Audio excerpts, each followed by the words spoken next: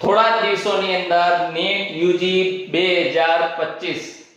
ની counselling procedure ચાલુ થવાની છે એમસીસી દ્વારા ઓલ ઇન્ડિયા કોટાની અને એસીપી એમઈસી દ્વારા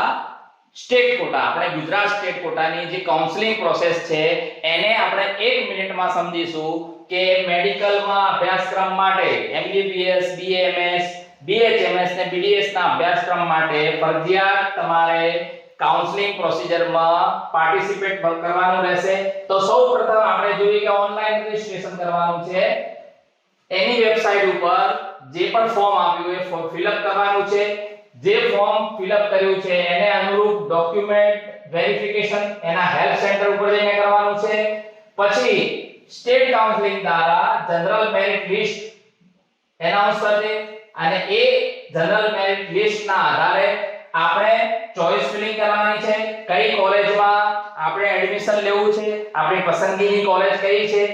એમાં ચોઇસ ફિલિંગ સેવિંગ અને ચોઇસ બ્લોકિંગ કરવાની રહેશે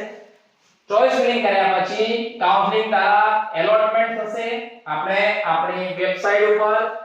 આપણા એકાઉન્ટની અંદર આપણું એલોટમેન્ટ સ્ટેટસ જાણી શકીશું એલોટમેન્ટ થયા પછી આપણી સીટ કન્ફર્મ કરાવવાની રહેશે એટલે કે એડમિશન કન્ફર્મ કરાવવાનું છે અને જો સીટ કન્ફર્મ નથી થતી અથવા આપણે એ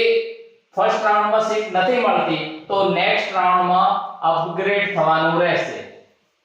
તો આ